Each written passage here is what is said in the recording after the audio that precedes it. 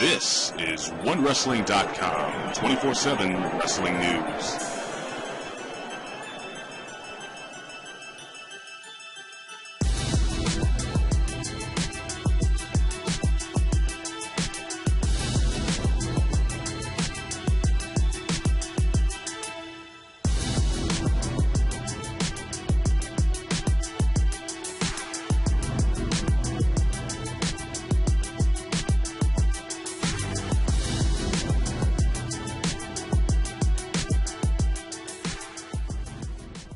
Ladies and gentlemen, this is Big Ray's Wrestling Show. I am the Mark of the Masses, the man with the plan. Big Ray here to stay to talk about TNA Lockdown 2013 today, live from San Antonio, Texas. Before I jump into the pay-per-view, ladies and gentlemen, this past week I did a really cool internet phone interview with Lady B from NYC. You can follow her on Twitter at Lady B from NYC.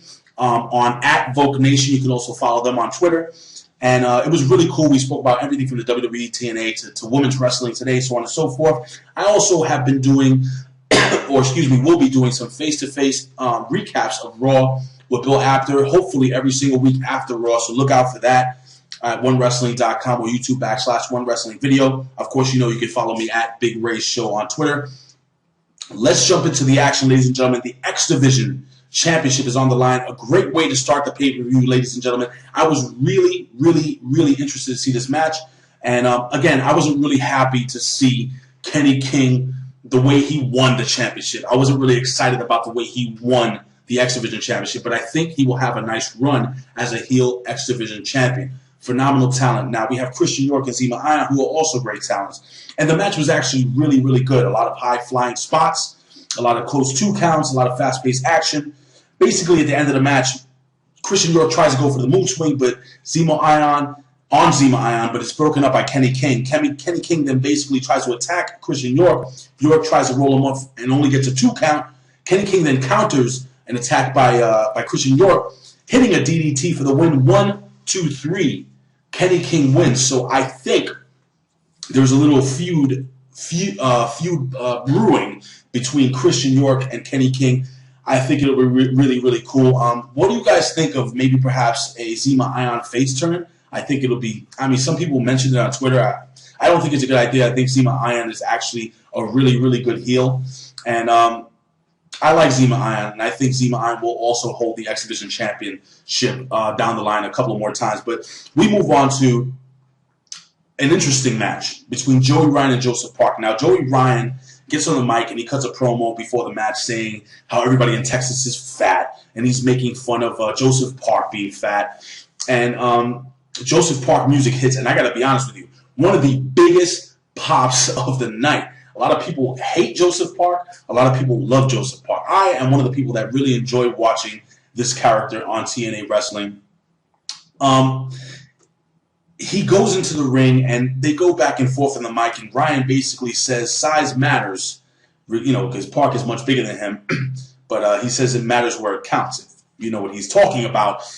Joseph Park says San Antonio rocks, the crowd goes crazy. Anyway, he gets attacked by Joey Ryan, and it was actually a pretty decent match, and basically towards the end of the match, Park splashes or gives the big avalanche to Joey Ryan, just like King Kong Bundy used to do back in the day, goes to the second rope, jumps off the second rope, but then misses the big splash. Joey Ryan then tries to roll him up, but Joseph Park is too big, and Joseph Park ends up putting all his weight on Joey Ryan, holding him down for the 1, 2, 3.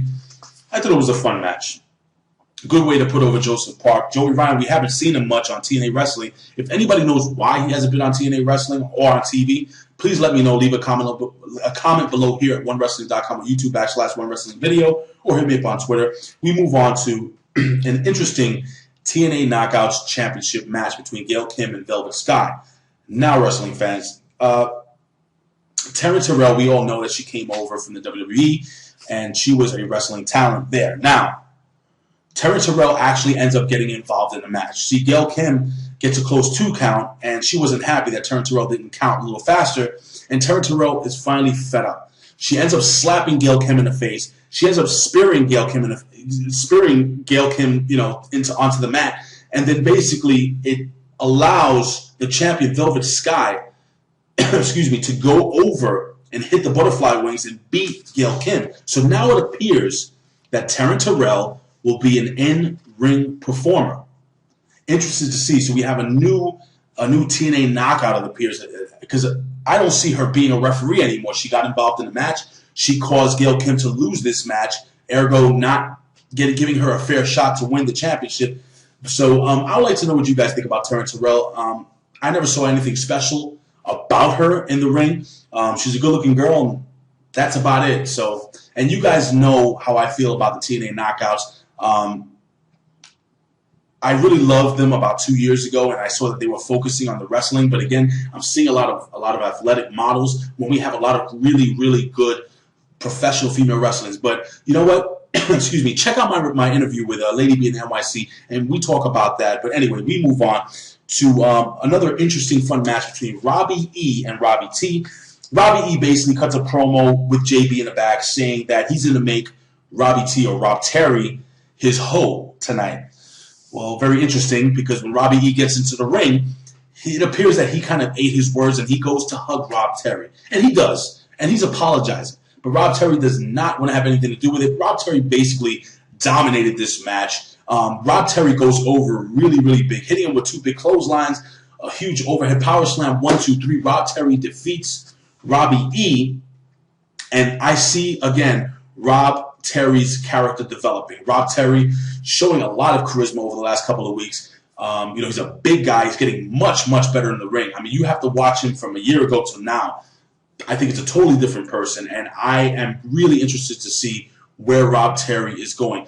Fans from the UK, I know he's from the UK. Let us know what you think. I would like to know where you see Rob Terry going. Do you think it's going to be him, or do you think Magnus will be the superstar out of the UK for TNA Wrestling? But anyway, we move on, ladies and gentlemen, to the TNA Tag Team Championship match, which was nuts. It was we have the champions in Austin Aries and Bobby Roode versus Hernandez and Chavo Guerrero and Bad Influence, and again, one hell of a match. I gotta tell you, it's probably one of my favorite matches of the evening, and one of my favorite finishes. Basically, towards the end of the match, all hell basically broken loose. Now, we have basically Chavo at the top of the rope, and he's going to try to do the frog splash on Kaz, excuse me. And while he's jumping in midair off the top rope, Bobby Roode tags his boot. So he tags into the match. Chavo hits the frog splash, gets tossed out of the ring. Bobby Roode gets the pin. The tag team champions go over. I thought it was a really, really cool way of winning the match. Again, I see Bobby Roode and Austin Aries now taking their tag team championship run a lot more serious. I know a lot of people aren't happy about how Bobby Roode and Austin Aries are kind of going the comedy route, but it looks like these guys are going to be tag team champions for a while. Who do you think the next big tag team is? Who do you think can dethrone Austin Aries and Bobby Roode? It's going to be really tough. It's the it factor and the greatest wrestler in the world, apparently, or the greatest man in the world. But we move on to the steel cage match between Wes Briscoe and Kurt Angle.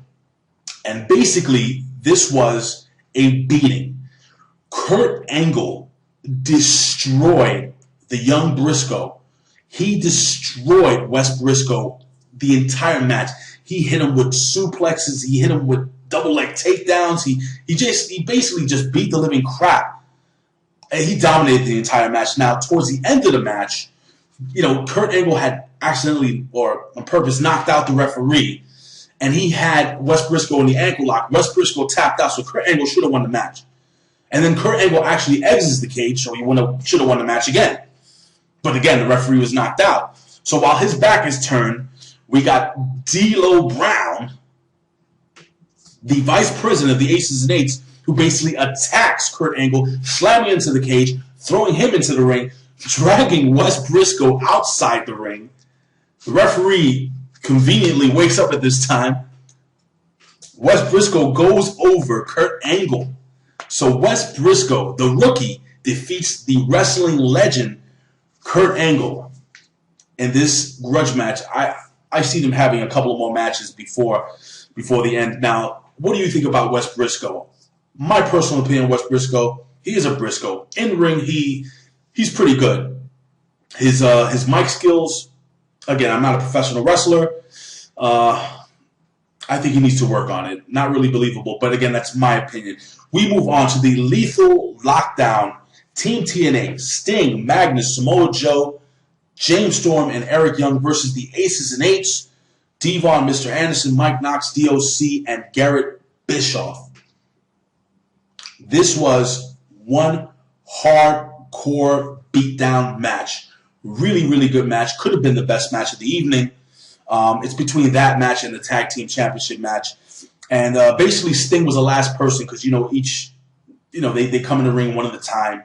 And at this time, Aces and Eights had the upper hand. They had more members in the ring at the time. Sting comes down into the ring, and he's carrying garbage cans full of weapons. And Sting hands them out to his teammates, and they start to destroy the Aces and Eights. The Aces and Eights really, really got beat down. And there was a really, really cool spot where basically it was like a pyramid superplex off the top rope. I mean, you have to go back. I can't really get into how this came about, but basically it was like a 5-man superplex off the top rope. Really, really awesome spot. Really, really good match. Again, towards the end of the match, we have Sting, and Sting hits DOC with the Scorpion Death Drop, and then Sting directs Eric Young to the corner. Now I'm saying, what's going to happen here? Eric Young climbs to the top of the 15-foot-high steel cage and hits a flying freaking elbow. It was an awesome, awesome way to end that match. Team TNA goes over the Aces and Eights. Now, I'm sitting here thinking to myself, damn, the Aces and Eights, they're supposed to be this dominant heel faction. They continue to lose and lose and lose. And they lost this night. Or did they? Now we jump into the main event of the evening, ladies and gentlemen, the TNA World Heavyweight title match between Bully Ray and Jeff Hardy. And this was an interesting match, to say the least. Ladies and gentlemen, Hulk Hogan comes to ringside. He's encouraging Bully Ray to get up. His daughter's there. And, Bully gets up, and it was a really, I enjoyed the match. Nothing really special. But what happened after the match and what happened to finish the match, the Aces and Eights swarm the ring, and they start climbing the cage. And Bully Ray basically pulls a chain out of his trunks, and he wraps it around his hand. He pulls one out, and he gives one to Jeff Hardy, and they go back to back. And you think that they're going to fight off the Aces and Eights? Well, Devon pulls one of these outside, out of his trunks, and he hands it to Bully Ray. And Bully Ray attacks Jeff Hardy. Bully Ray attacks Jeff Hardy. Gets the pin for the 1, 2, 3. Ladies and gentlemen, Bully Ray is now the holder of this prestigious World Heavyweight Championship. The TNA World Heavyweight Champion is Bully Ray. After the match, Bully Ray basically states that he is the president of the Aces and Eights. Now, I want you to really listen to this really closely. A lot of people are saying, well, he's the higher power. He never said he was the higher power. He said he was the president of the Aces and Eights, which means that I think he's answering to someone above him. I have an idea of who it is, ladies and gentlemen. I'd like to know who you guys think it is. Really, really interesting. Now, at the end of this match, there was a lot of heat from the crowd. Bully Ray gets on the mic, and he starts saying how, he basically screwed Hulk Hogan. He says, thank you for giving me that championship match, and screw you, and I screwed your daughter, both literally and figuratively. And the fans went crazy. The fans started throwing bottles and paper in the ring. And if you haven't seen this pay-per-view, I would implore you to actually go back, try to see it. I got a bunch of tweets. Gary Sinelli, at Gary Sinelli on Twitter, tweeted me legit heat at the end of the show. Great stuff. Very WCW-like. Bash at the Beach, 1996. That is the first thing I remember when Hulk Hogan turned and he became part of the NWO. How the fans just littered the ring with paper and bottles and so on and so forth. That was the kind of heat you're getting from the crowd. Also, Gary Cantrell, at Gary Cantrell, he tweeted Dave Laguna, at Laguna, and he basically said that was old school heat. Loved it. Hashtag Lockdown. Now, I went back into Twitter and I also saw Hulk Hogan. He basically tweeted, I hate to say it, but I told everyone Bully Ray is no good. And Brooke Hogan, at Ms. Hogan, stated, absolute betrayal. I never felt so violated. Divorce already in motion. I lost my love. And finally, the last tweet is Jonathan Sullivan, at the PW Nerd. And he basically yells, stating, Bully Ray as TNA champ / prez of Aces and Eights has me interested in Thursday's show. Ladies and gentlemen, it really has me interested too. I would like to see where TNA is going, ladies and gentlemen. This was a really interesting pay-per-view. I would like to know what you guys thought. Scale of 1 to 10, I give this perhaps a 7.5 or maybe even an 8. Ladies and gentlemen, this has been Big Ray's Wrestling Show. Like I always say, you can follow me here at onewrestling.com or YouTube /OneWrestlingVideo. Please follow me on Twitter at Big Ray's Show. Ladies and gentlemen, this has been Big Ray's Wrestling Show. This has been one heck of a pay-per-view. Please leave your comments below. Look out for me and Bill Apter, hopefully this week after Monday Night Raw. But if not, you will definitely see me for my TNA Impact recap and review. Ladies and gentlemen, again, have a great night, and I will see you soon. Peace.